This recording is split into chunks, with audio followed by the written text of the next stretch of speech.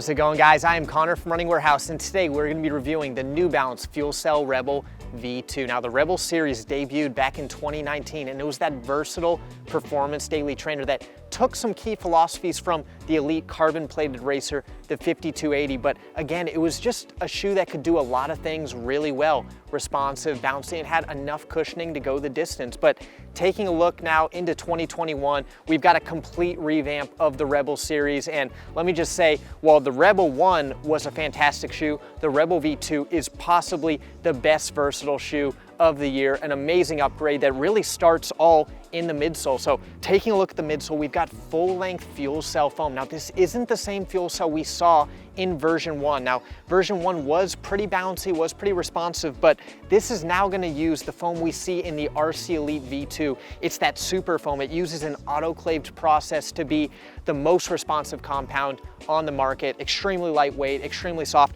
When I got it on foot, it feels very unique. It reminds me a lot of the RC Elite, but it's not quite stacked out. It doesn't have that carbon fiber plate, so it's a little bit more flexible, and it just feels like a shoe you can do a lot of things in. Use it for daily training, it's got plenty of cushioning, have used it for faster runs like tempo efforts, and it just feels smooth, it feels responsive. But the underfoot experience in this shoe and having the right amount of Fuelcell cushioning with that bouncy ride just makes it an ideal option for any day of the week, and I've really been using this for a wide variety of paces and distances. Now, it is also worth noting, while this shoe does use kind of that super foam, it does not have a plate, and I think without that plate, you get a little bit less aggressive of a design, and that is kind of what contributes to that versatile feel, and it just feels a little bit more flexible on foot. They're able to get the shoe a little bit lower to the ground, and it doesn't feel hard or stiff. It has just a nice, soft underfoot feel that just bounces out, and you really get to feel what that Fuelcell foam feels like without having a stiff plate in it. So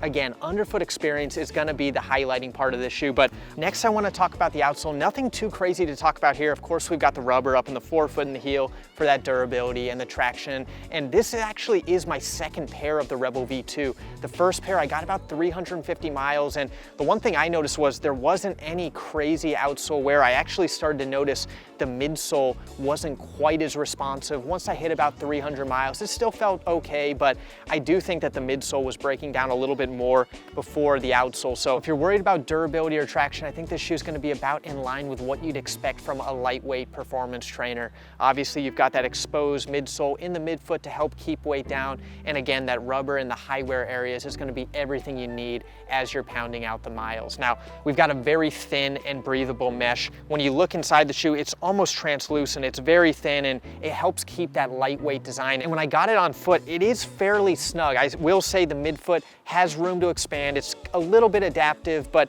it is going to have that kind of snug performance fit. And then as you get into the toe box, it does open up a little bit. There was plenty of room for my toes to move around and wiggle, but again, this is going to be kind of that faster feel. Now, is this going to be the most supportive upper? No, but it did have just enough support to go those longer distances. And again, that's what makes this shoe so versatile. It's so lightweight, but it has that lockdown and feel that makes it able to use for some of those longer distance efforts.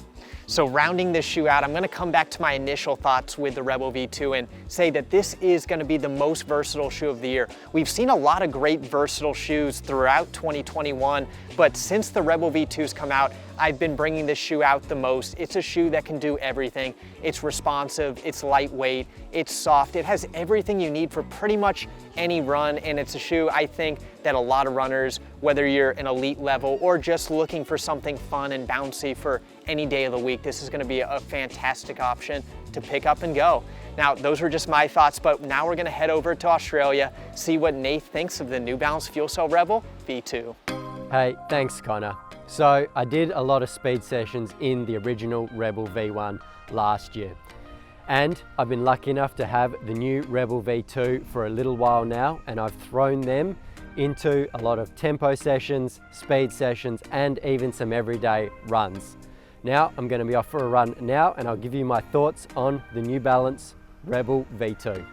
The new Rebel V2 midsole, being that Fuelcell midsole, I've really been enjoying, and they've been able to get in 2 extra millimeters a stack compared to the V1 without adding any weight gain, which is a big bonus if you ask me.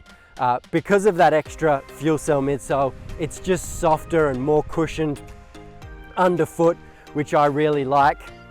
And then for me, it's also really responsive on toe off when I'm doing sessions and tempos.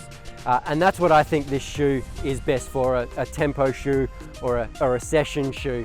I can see how some people use it as an everyday trainer with that extra cushion underfoot, but at times I found it could get a little bit unstable when I was going slower paces.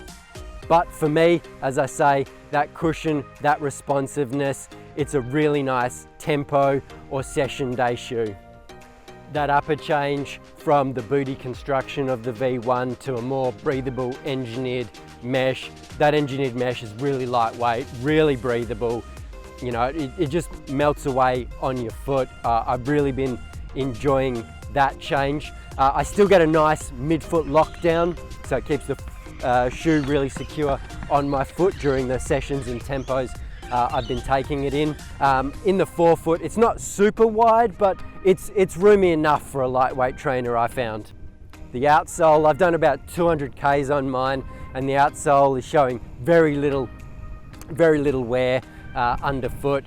I haven't really worn them on any wet days, so I can't comment too much on how it would go in the wet, but on dry days, the grip is fantastic. It's got enough grip through the forefoot, and then in the heel, it's just got a little bit of that rubber to stop too much wear too quickly.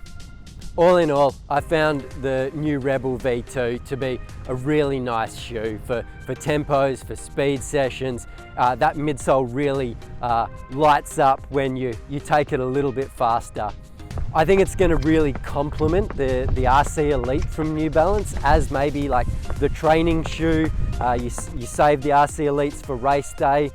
But if you want a non-plated shoe, I think this is a really good option for 5K up to half marathons.